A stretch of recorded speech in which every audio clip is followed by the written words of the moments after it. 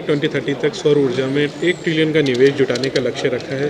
निजी क्षेत्र में बड़े पैमाने पर निवेश आकर्षित करने के लिए इस असेंबली में कौन से नए वित्तीय उपकरण या जोखिम कम करने वाले तंत्र को मंजूरी दी गई है? देखिए, पहले तो आप ये देखिए कि दुनिया में $1 ट्रिलियन ऑलरेडी हो गया है। अब उसमें आयसा का योगदान हम नहीं कह सकते कि सारा है, बट ये चीज़ आगे ऑलरेडी बढ़ रही है। प्राइवेट सेक्टर इसको लीड कर रही है। जैसे मैंने बोला 1.9 ट्रिलियन, नॉट इवन 1 ट्रिलियन, सिर्फ 1 साल के अंदर हुआ। तो अब मुद्दा ये है कि ये आगे और कैसे हो सकता है और हमारे प्रोजेक्ट्स में क्या हम कर सकते हैं। तो जैसे अफ्रीका सोलर फैसिलिटी में $200 मिलियन की फैसिलिटी अफ्रीका के डिसेंट्रलाइज रिन्यूएबल एनर्जी जो मिनी ग्रिड और पंप बनाते हैं उनके लिए शुरू गई है, क्योंकि अफ्रीका में एक्सेस और नौकरियों की जरूरत सबसे ज़्यादा। Welcome everyone. It's an honor to have my first assembly as Director General.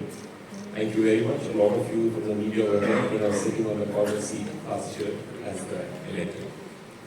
What we are doing now, this year, is translating ISA, building on the strengths of moving from ambition to action.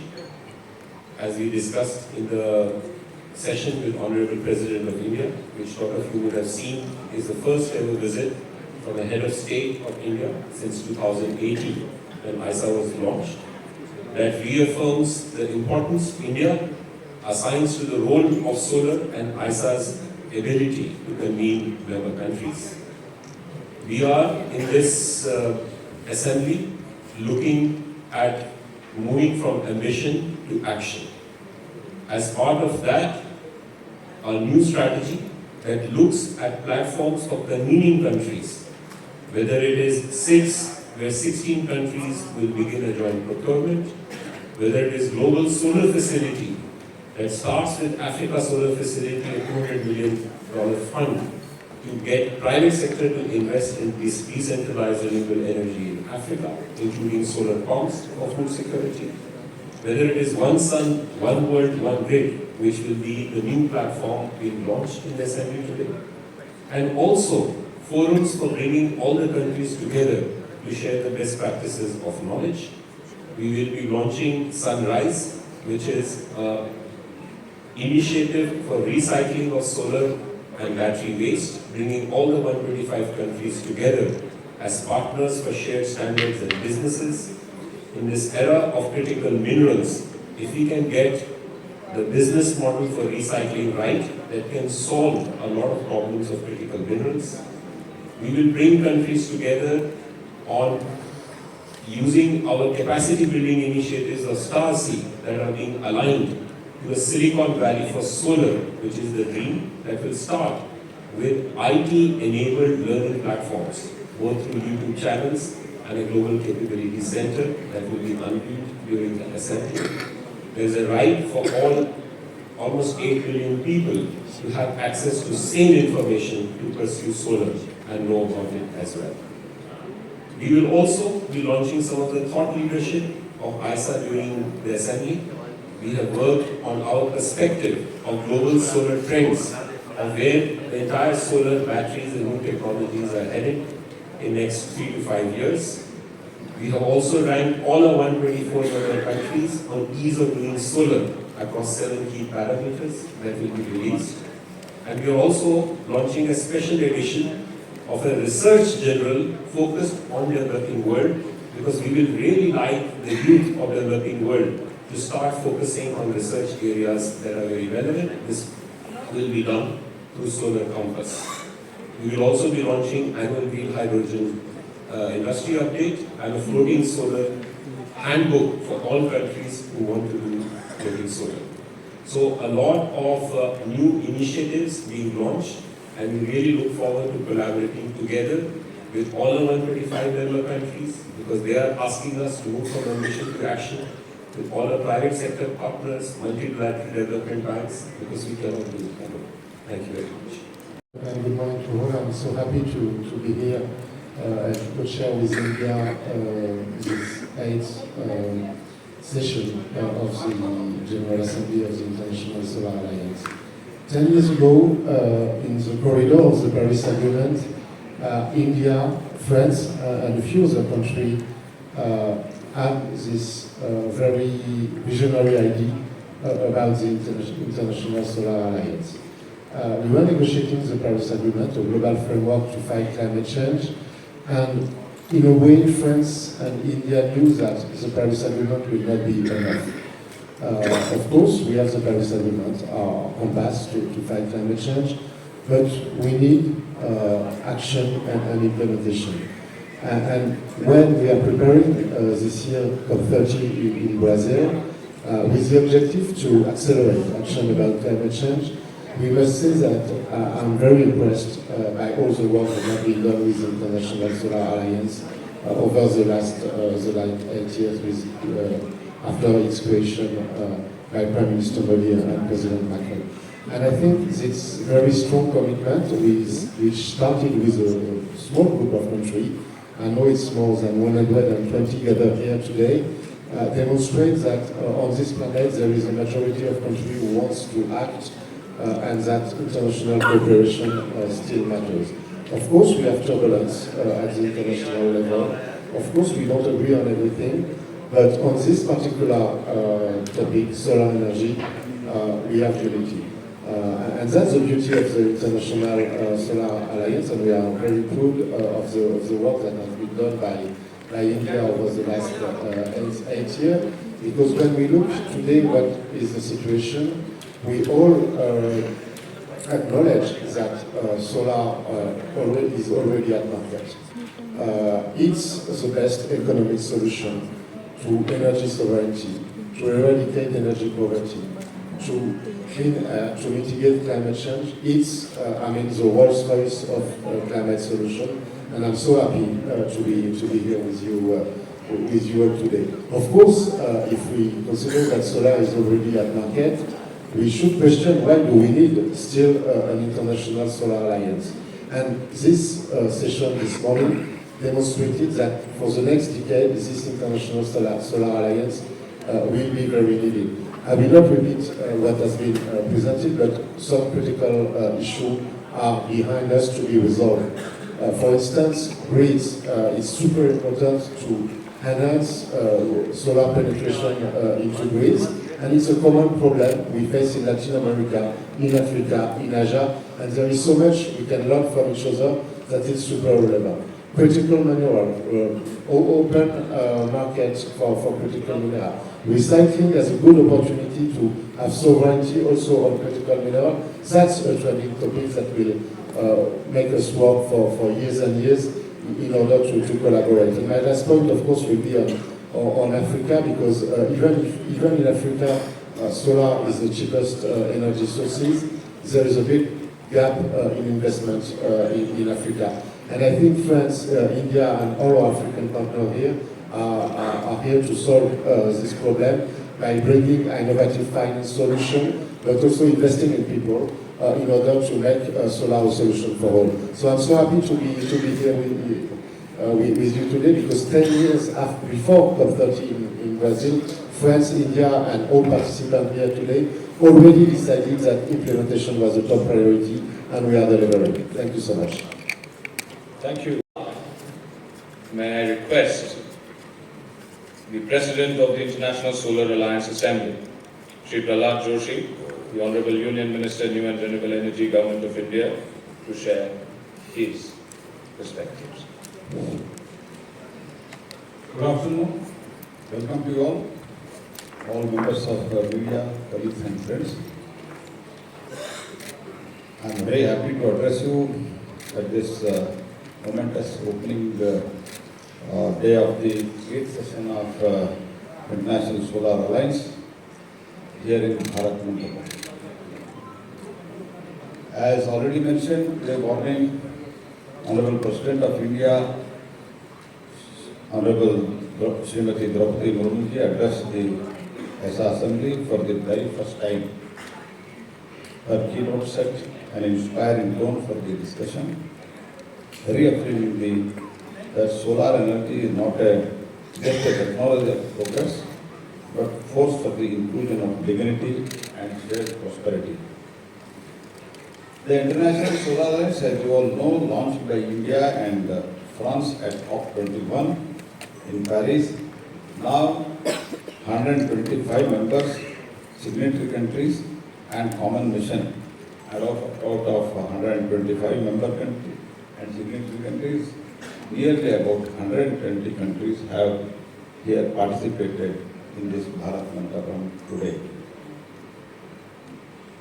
To make solar energy the cornerstone of the fair, affordable and sustainable energy future, where ISA is working out, and what began as a vision now matured into a powerful platform of the action, mobilizing the finance, sharing the knowledge and driving the innovation across the countries. Today the Assembly also marked the decisive shift from the ambition to implementation. As already mentioned by DG, we announced the launch of Sunrise, the solar upcycling network for recycling, innovation and stakeholder engagement, a new global initiative to turn solar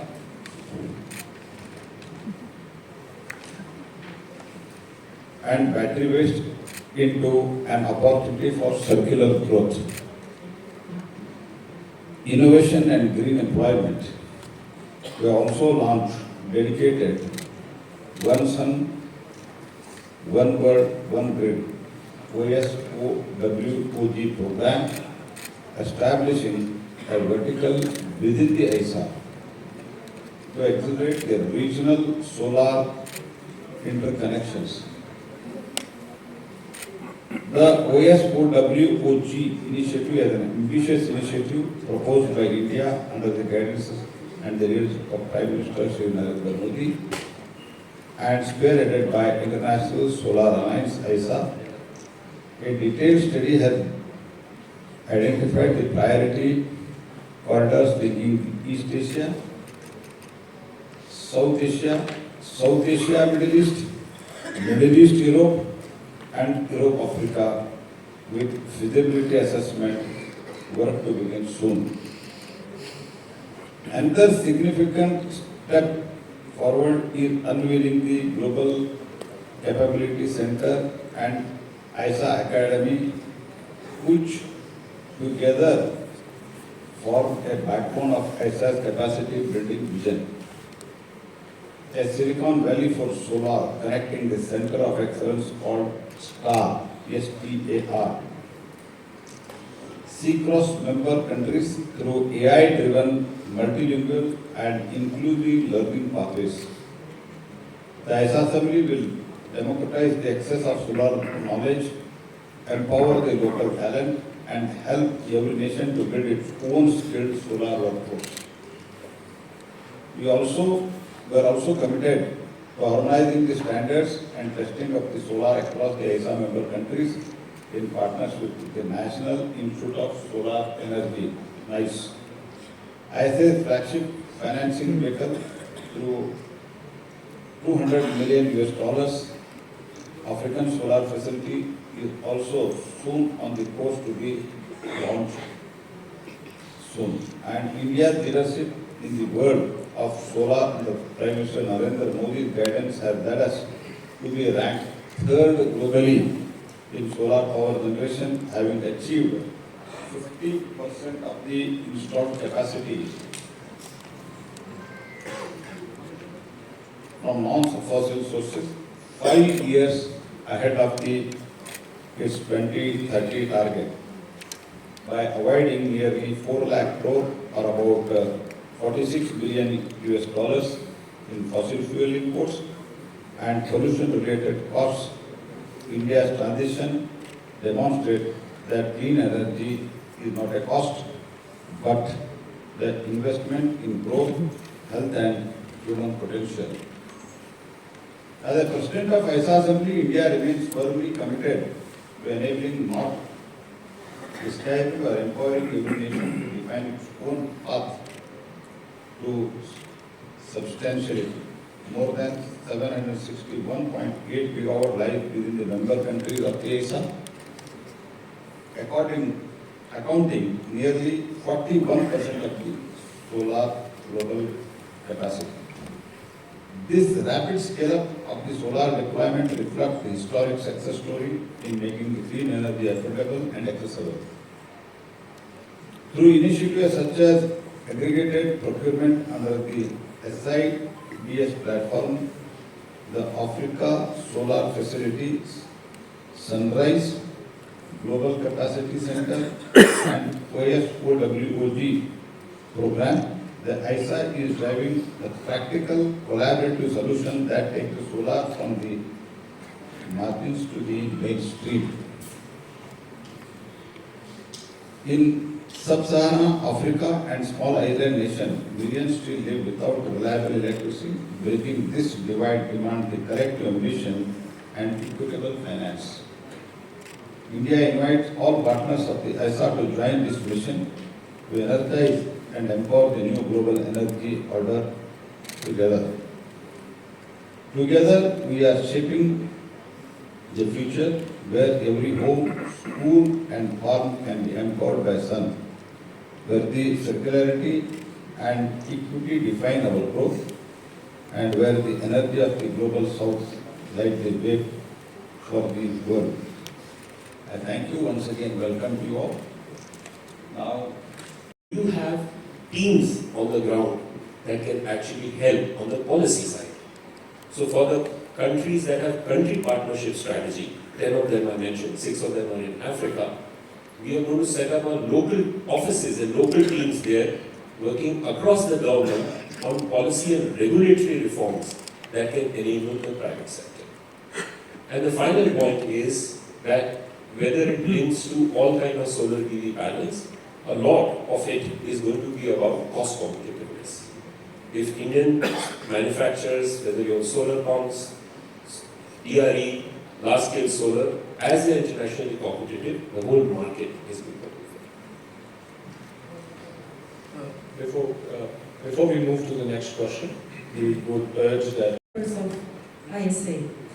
And do you have this ambitious goal, like to cover the whole Earth, that all the countries will be members of ISA? And as I represent Russian news agency, perhaps are there any ongoing discussions of possible membership of Russia in ISA? And if you allow me, please, a question to the Honorable Minister, Mr. Prabhat Joshi. Russia and India are already strategic partners in energy. And can you see, do you see that renewable energy may become a new area of cooperation between our two countries? Thank you very much. So I think on your first question, we already have 125 countries as members. And you know, after a while, then the incremental will take time. But we are quite open. It is fully possible that 5 to 10 years from now, we will represent a UN kind of a system with all 180, 190 member countries. On the specific question of Russia, we welcome all countries to become members. In fact, we believe with India's presidency of BRICS next year, working together on solar can actually a very transformative agenda given the market internationally. as far as International Solar Alliance is concerned, or renewable energy is concerned, as you know, as Russia is concerned, we have a historical strategic partnership with Russia.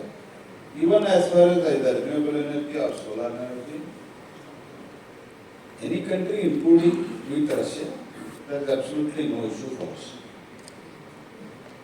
in the interest of time, colleagues, we will have one last question.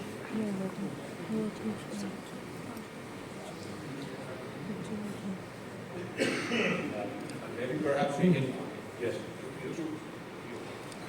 Yeah, so we will have, we will perhaps invite more questions from our international colleagues. Yes. Yeah, my name is Asha Ramachandran. I'm an independent journalist, but I mostly write for the Himalayan News Chronicle. So my question is about the mountainous regions. Because the ecosystem is unique and it's also facing a lot of climate impact, which is very different from the other regions and other ecosystems. So, what does ISA have any programs, plans, or projects specific to the mountain region globally in India and also specifically for the Himalayan region? Thank you for this question. I was in Bhutan last month, and Bhutan, because it has deficient energy in winters, has embarked with our support on a solar roadmap of 5,000 megawatt by 2040, with 1,000 megawatt by 2030. And most of the sites, as you know, are on the hillsides based on a very important assessment of land, direction, radiation. We are now discussing the same issue with Nepal as well, which has actually successfully bid out 900 megawatts already and want to do more. We will bring similar countries along with partners who specialize on that, like Isimon, which have also a partnership agreement with ISA in helping these mountainous countries come out with solar solutions, and that's definitely. It goes to the wider point that different countries have very unique characteristics, and we will adapt global knowledge to local adaptation. Area Rodriguez, de Saladina, Cuba. Recently you visited Cuba, and we would like to know what is your opinion about the benefit that the program, Alliance program, can do in Cuba. So, the country of Cuba has 6,000 megawatts of demand, all met by heavy fuel oil. And as I mentioned today for SIDS and others, having heavy fuel oil and diesel at the cost of 30 cents is criminal, in addition to being very climate unfriendly. We are trying to help Cuba on two accounts. One, to get some of the solar pumps moved to Cuba, because that is something that they are on a high priority. They're starting with a small pilot, but we're discussing from about 400 going up to 10,000 solar pumps over the next 3 years. And secondly, some of the larger companies that have global offshoots that relates to their currency problems, if they want to move to solar as part of their industrial setup to commercial industrial establishment, we will work out a business model. So those are two big areas we really hope.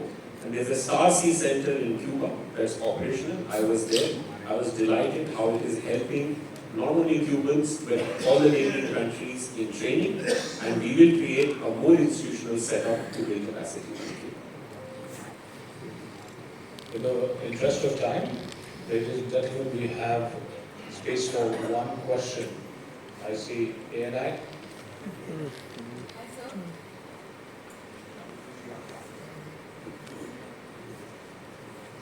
Could you please change the mic? Hi sir, this is Vishu from ANI. My question is related to funding. Funding is a great concern. As you mentioned that you are looking for the private funding, and France has also announced financial contribution. Are you looking at other countries also for contribution? And when it comes to private funding, what sort of private funding are you looking at right now? I'd like to begin by saying that definitely we are living in an era where unfortunately there is huge cut in development financing across the globe, and therefore this question of concessional financing is very important. For our Africa solar facility, we believe we will be at around $75 million in 2 months, but the target is to raise another $125 million to become $200 million. So we will be raising financing. But I would like to reiterate, often, because of my 25 years experience across countries, I see countries demanding a lot of concessional finance.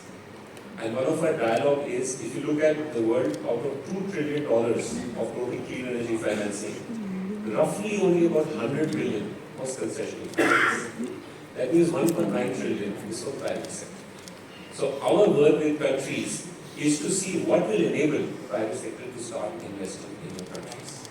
That is ease of doing solar, making sure you have the right fundamentals, you have the right laws, right policies, regulations, and a good bankable power purchase agreement.